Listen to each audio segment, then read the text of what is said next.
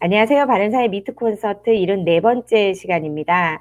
지난 시간 미트 콘서트는 황승연 경희대 사회학과 교수님 모시고 정권교체를 열망하는 분노의 실체, 전국민 대상 여론조사 결과라는 주제로 진행됐습니다. 전국 만 18세 이상 남녀 2012명을 대상으로 2021년 8월 15일부터 19일까지 약 5일간 구조화된 설문지를 이용한 인터넷 조사로 진행된 여론조사 결과를 통해 정권교체를 열망하는 분노의 실체가 과연 무엇인지 심층적으로 분석해보는 시간을 가졌습니다. 구체적인 내용은 유튜브 방송 바른사의 TV나 바른사의 홈페이지에 업로드된 발제문을 참고하시길 바랍니다. 유튜브 시청 시에는 구독과 좋아요, 알림 설정 꼭 부탁드립니다.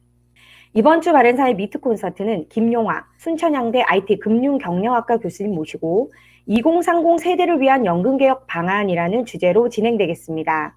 연금은 국민 대다수가 노후를 설계하는 중요한 경제적 수단으로 연금의 미래에 대한 불안도 크지만 기대와 의존성 또한 큰 것이 사실입니다.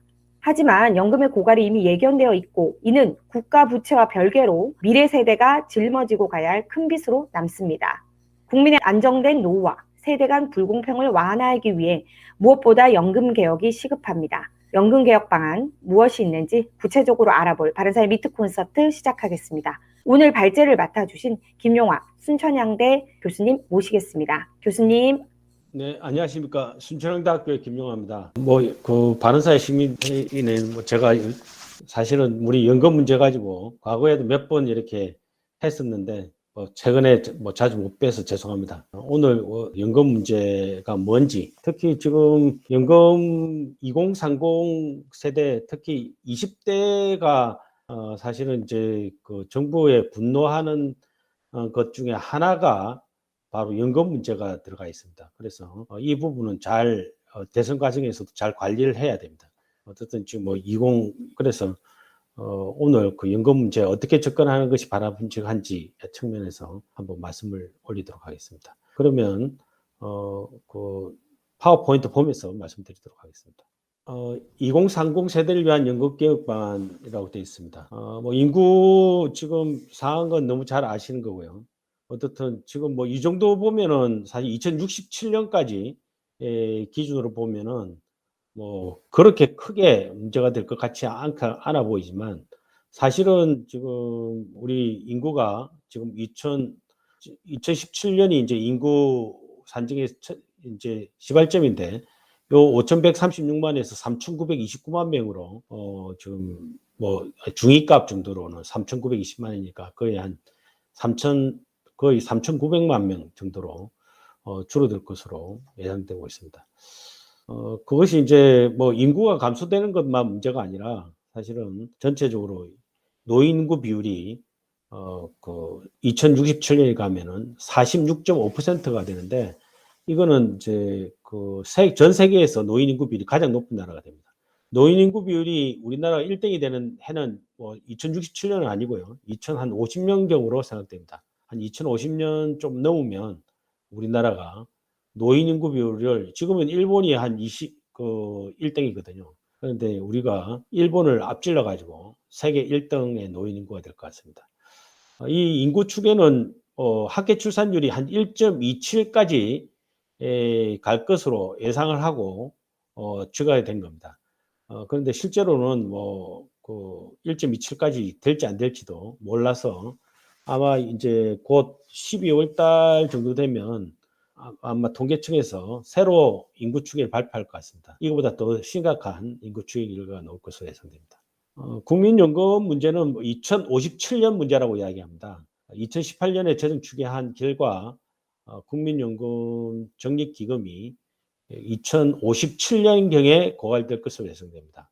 2057년 시점은 대충 지금 현재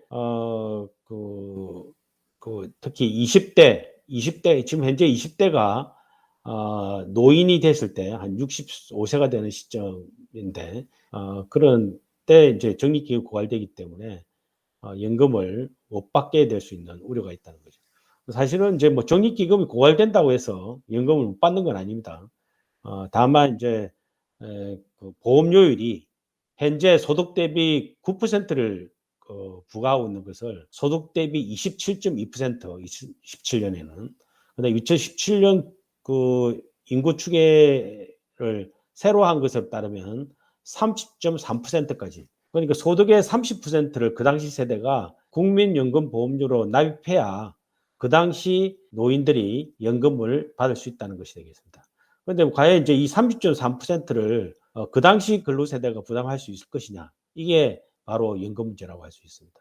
그래서 2017년 추계에 있고 2019년에 새로 추계 발표한 것이 있는데 어떻든 인구가 줄무로 해가지고 전체적 총수입이 감소되는 그런 모습으로 해가 추계가 새로 이루어진 것입니다. 그리고 이제 전체적으로 이제 인구 감소 뭐 이런 것들은 여러분 잘 아시니까 빨리 넘어가도록 하고요. 어쨌든 이거에 대해서 이제 정부가 개편안을 내놨는데 뭐 이런 뭐 바람직한 말을 해놨습니다. 국가가 지급 보장하겠다, 기금 운영 투명성 제고하겠다, 국민연금 자각지대 해소하고 급여제도 내실화하겠다, 기초연금 개선하고 퇴임연금 주택농장 개시하겠다, 전략적 자산 배분, 주주권 행사, 기금 운영 본부 역량 강화 뭐 이런 이야기를 해놨습니다. 그리고 이제 이 재정 안정화와 관련해서 네 가지 안을 만들어놨는데 여러분이 잘 아다시피 제도 개선안이라고 해놓고 그 네 가지 중에 하나가 현행 유지 방안이 하나 들어 있습니다. 그리고 국민연금하고 관계는 있지만 기초연금 강화 방안을 현재 30만 원인 기초연금을 40만 원 올리겠다. 국민연금 그대로 두고. 그래서 이러한 이하는 사실은 국민연금 그대로 두겠다는 이야기고요. 그 다음에 4만 4는 국민연금에서 지금 소득 대체율이 40년 가입 40%인데 이 문재인 정부는 소득 대체율을 더 높이겠다. 45%. 그 다음에 이하는 50% 높이겠다. 그 대신에 보험료율을 현재 9%에서 12%로, 그 다음에 이하는 13%로 올리겠다. 이렇게 제시하고 있습니다. 결국은 이제 이 안으로 보면은, 재정 안정화가 되면 괜찮은데, 이렇게 보시다시피 4만으로 가면은 적립기금 고관연도가 연장은 됩니다. 그런데 딱 6년이 연장됩니다. 2063년에 생긴 그 대신에 아까 그 보험료를 30%로 올려야 된다는 그 보험료가 그 대신에 급여율을 올렸기 때문에 보험료율을 34.6%, 2080년에 36.8%로 올려야 됩니다. 이걸 개혁 아니라고 내놨고, 그 다음에 그 사안도 마찬가지입니다. 급여 소득 대체를 50%로 올렸는데 올리니까 적립기금 고관연도가 마찬가지로 6년 정도 연장됐는데 부가방식 보험료율 올려야 될 보험료율이 37.1%, 2080년에 40%로 올려야 됩니다. 이거 도저히 지속 불가능해서 제도 개선안을 내놓으라고 했더니 오히려 보험료율을 더 올라가야 되는 안을 내놓고 이걸 개혁안이라고 제시하고 그걸 국민이 반대하니까 이제 지금 4년 동안 아무것도 안 하고 지금 넘어가고 있는 겁니다. 그래서 이제 사실은 이제 개편안을 4만을 내놓은 것에 대해서 정부가 그러면 우리가 그냥 보험료율을 45% 올린 대신 보험료율을 3% 이상 한다는 게 아니라 연차적으로 천천히 18%까지 올리겠다. 그런 이야기를 합니다. 그렇지만 그렇게 해도 보험료를 18%까지 올려도 너무 늦게 올리면, 너무 늦게 인상시키면 적립기금이 2071년에 고갈됩니다. 2071년에 고갈되면은 뭐 지금 현재 그 2030 세대가 한 10년 받고 적립기금 없어진다는 이야기가 되는데 이거 현재도 이것도 말이 안 되는 이야기죠 사실은. 그리고 이제 기초연금을 올리겠다는 안도 지금 현재 정부 예산 30이 지금 기초연금을 지금 30만에서 40만으로 올리면은 결국 GDP에 현재 제도로 가면 GDP의 한 3% 정도 필요한데 GDP의 한 4%까지 늘 것으로 예상됩니다. 현재 국민연금의 소득 대체율은 1970년생 기준으로 보면은 사실 이제 소득 수준에 따라서 다르죠.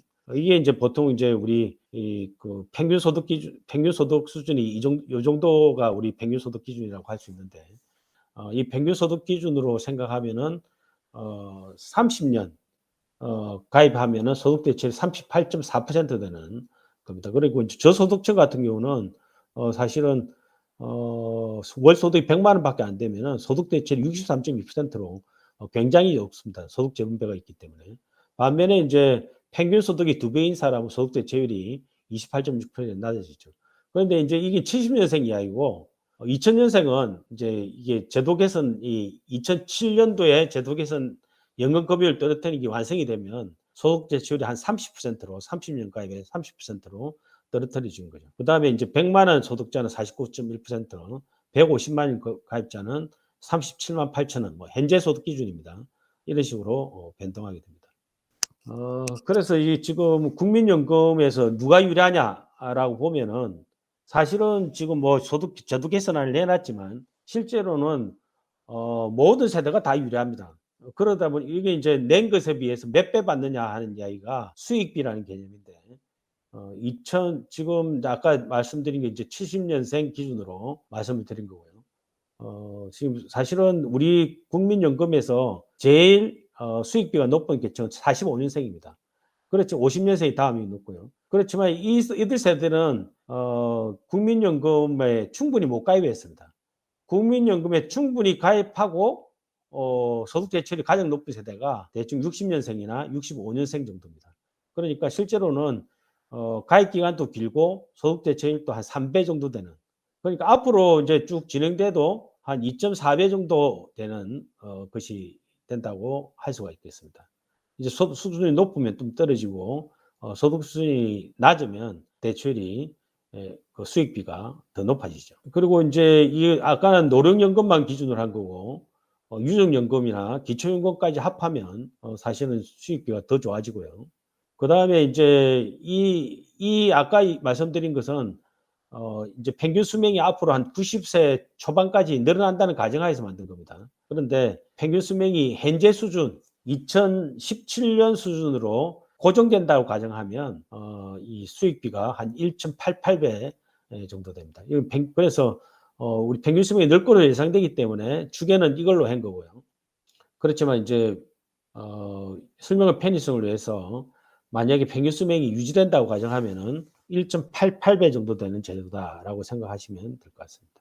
우리 국민연금의 가장 큰 이제 문제 그 이야기 중에 이제 정부가 하는 이야기 중에 하나는 그 국민연금 기금이 고갈되더라도 그 당시 근로세대가 보험료 내면 된다.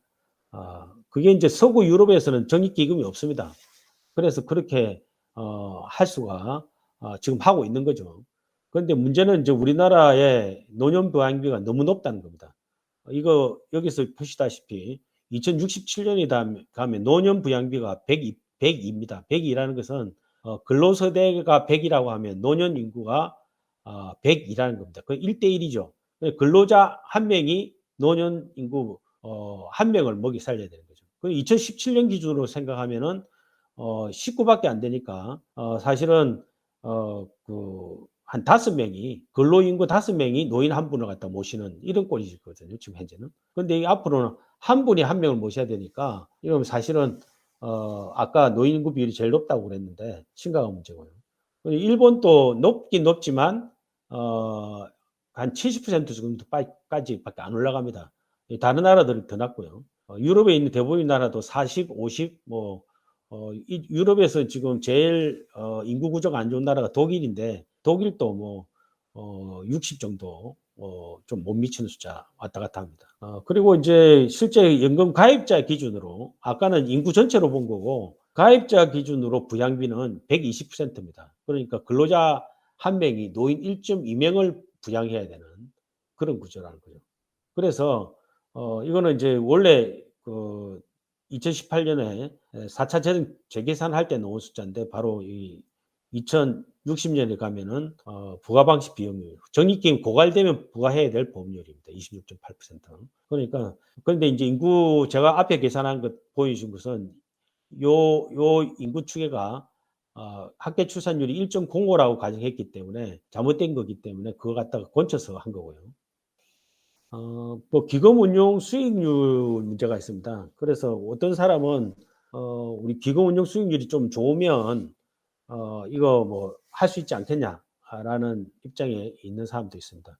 우리나라 기금 운용 수익률은 지금 뭐 연차적으로 왔다 갔다 하지만 지금 한 6 내지 7% 정도 됩니다. 지금 최근에 2019년, 20년, 21년 지금까지 주식 시장 상황이 좋아가지고 수익률이 많이 좋아졌습니다. 그래서 평균 한 6.5% 정도 되는데 지금 잘하고 있는 나라가 캐나다라든지 뭐 이런 나라들은 그다음에 이 네덜란드 이런 데 수익률 좋죠. 그런데 이런 나라들하고 이제 비교를 해 보면 이런 나라들이 이제 경기가 좋을 때는 그 주식시장이 좋을 때는 이런 나라들이 높지만 실제 주식시장이 세계 주식시장이 나빠지면 이런 나라들의 수익률이 뭐 예를 들면 우리나라가 2008년 같은 경우에 글로벌 금융위기 때 우리나라는 우리 채권 투자 비율이 높아서 마이너스 0.2 밖에 안 되는데 네덜란드는 마이너스 20.2%, 노르웨이는 마이너스 23.4%.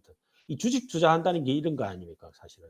좋을 때는 우리나라 채권 투자했기 때문에 손해를 덜 본 거죠. 그래서 우리나라가 지금은 주식 투자 비율이 굉장히 늘고 있습니다.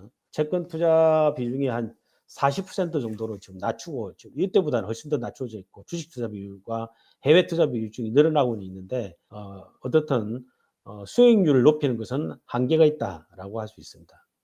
그다음에 이제 이 공무원 연금과의 형평성 문제인데 지금 이제 국민연금 개혁하려면 공무원 연금도 2015년도에 개혁했지만은 한 번 더 개혁해야 됩니다. 2015년도에 연금법 개정할 때 목표는 국민연금 수준을 맞추는 것이었습니다. 그래서 국민연금 수준에 맞춰서 수익비가 비슷하지 않습니까? 이 공무원연금 이렇게 맞추도록 연금 개혁을 했던 겁니다. 그렇지만 공무원연금하고 군인연금은 이미 과거에 그 적립기금을 이미 고갈된 상태에서 운영되고 있기 때문에 이렇게 돼도 사실은 국고 보전이 불가피하게 들어가고 지금 공무원연금과 군인연금의 국가 부채, 이 연금 부채가 사실은 한 뭐 1,000조 원 정도 되는 이걸 갖다가 미래 세대가 이제 차례로 갚아야 되는 상황입니다. 그래서 공무원연금은 뭘 또 국민연금 개혁하면은 공무원연금도 같이 개혁돼야 됩니다. 지금 현재 이제 그 공무원연금이 국민연금보다 보험료율이 이 사립학 교직원연금도 마찬가지입니다. 똑같습니다. 공무원연금하고. 그래서 보험료율이 거의 2배로 되어 있습니다. 그렇게 이것까지 감안하면 실제로 이제 공무원연금도 꼭 유리한 것은 아니다라고 되었다는 걸 알 수가 있습니다. 그래서 그렇지만 국민연금이 개혁되면 공무원연금도 이 부분 국민연금 개혁하는 부분만큼 개혁을 해야 유지가 된다고 할 수 있습니다. 국민연금과 공무원연금 개혁 방안의 차이는 공무원연금은 그동안 급여 수준을 낮추는 것은 2015년 개혁에 한 번이었고 그동안에 보험료율만 올렸습니다. 그런데 국민연금은 보험료율은 9%로 유지한 상태에서 급여 수준만 소득 대체율 70에서 60으로, 60에서 50으로 현재 40%로 낮춰지고 있는 거죠.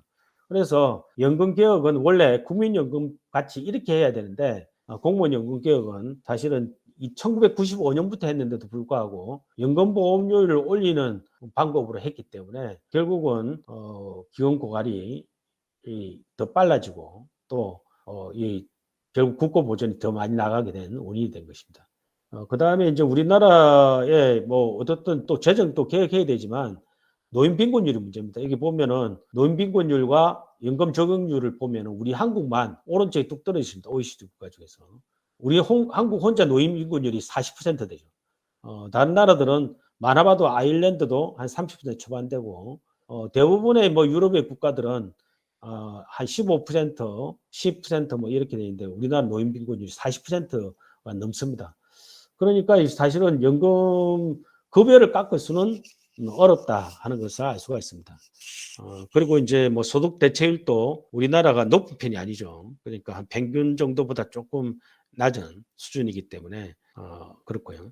그다음에 이제 소득 대체율 수준 이제 비교해놓은 거 잠깐 보시면 되고요. 특히 우리나라 공직연금의 특징은 특수직연금과 국민연금이 별개로 이루어져 있던 사실은 이제 뭐 통합된 나라들도 많습니다. 예를 들면 스웨덴이나 뭐 이런 나라들, 북유럽 국가라든지 영국도 마찬가지고 대부분 이런 나라들은 이렇게 다 이 특수직연금 자체가 존재가 없습니다. 다만 이 대륙법 계통에 있는 나라, 독일이라든지 프랑스라든지 일본도 이제 특수직연금 통합했죠.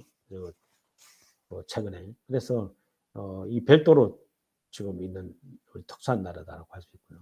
어쨌든 지금 이제 노소득 보장 개편의 기본 방향은 현재 2021년 7월에 현재 적립기금이 919조 원입니다. 그런데 이거 어떻든 안정적으로 운용은 해야 되고요. 그다음에 공무원 연금과 형평성 제고되는 것이 필요하고 그다음에 기초연금과 국민기초생활보장제도라고 연결돼 있기 때문에 개편될 때 같이 봐야 된다는 거고요. 그다음에 퇴직연금이 굉장히 비중이 높은데도 불구하고 역할을 제대로 못하고 있습니다. 이것도 우리가 생각을 해야 됩니다. 그다음에 이제 노후소득보장의 기본 방향은 어떻든 이 지속 가능해야 된다는 거. 또 특히 우리나라 같이 인구 구조가 굉장히 심각한 나라는 재정 방식 측면에서 봤을 때 적립기금이 고갈되게 내버려 두면 안 됩니다. 부가 방식으로 유럽과 같이 가는 순간에 지속 불가능한 보험료 30%의 나라가 되어버립니다. 그래서 보험료율이 안 올라갈 수 있도록 하는 적립 방식을 유지하는 그런 개혁 방안이 이루어져야 되고요. 어떻든 뭐 세대 간의 동의가 이루어져야 되고, 그리고 실현 가능한 안을 제시해야 될 것으로 생각됩니다. 지금 이제 제가 제시하는 안은 소득보장 지속 가능한 세대 간 형평성 측면에서 급여율은 현행 수준을 유지해야 된다는 거고요.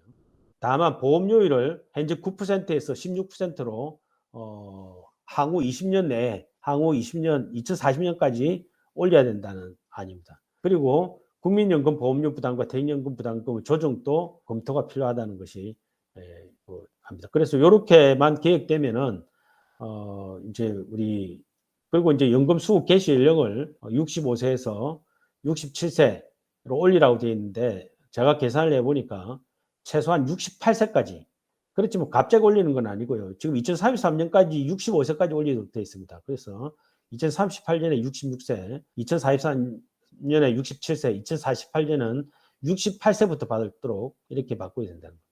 뭐 대부분의 나라들이 지금 수급 개시 연령이 지금 예를 들면 독일만 해도 67세로 가 있고요. 지금 일본은 70세로 연장하는 방안이 검토되고 있습니다. 덴마크 뭐 65세 이렇게. 어떻든 전반적으로 이제 지금 이 연금 수급 개시 연령은 연장되는 추세에 있다는 걸로 생각하시면 되겠습니다. 그리고 이제 정부는 자꾸 국민연금을 국가가 지급 보장하면 된다고 이야기하는데 국가가 법률적으로 지급 보장하겠다고 이야기해봐야 아무 소용이 없습니다. 뭐 이게 돈 한 푼 드는 것도 아니고 국민연금이 펑크나면 국가 재정으로 떼우는 게 불가능합니다. 그런 측면에서 공무연금과 군인연금에서 지급 보장한다는 안이 있으니까 사실은 이 국민연금도 지급 보장한다는 법률안 넣자는 게 지금 민주당 사람들의 주장인데 뭐 그거 한다고 해서 의미가 없다는 거죠. 왜냐하면 그 해놔봐야 선언적인 의미밖에 안 되고 실질적으로는 올려야 되면 올려야 되는 것이지 뭐 안 올릴 수가 없다는 겁니다. 그다음에 이제 연금보험료 부담이 연금 수리수 요게 제일 중요한 포인트 중에 하나인데 실제로 이제 지금 아까 그 1.88배 받는다는 이야기는 수지균형보험료가 한 17% 정도라는 이야기입니다.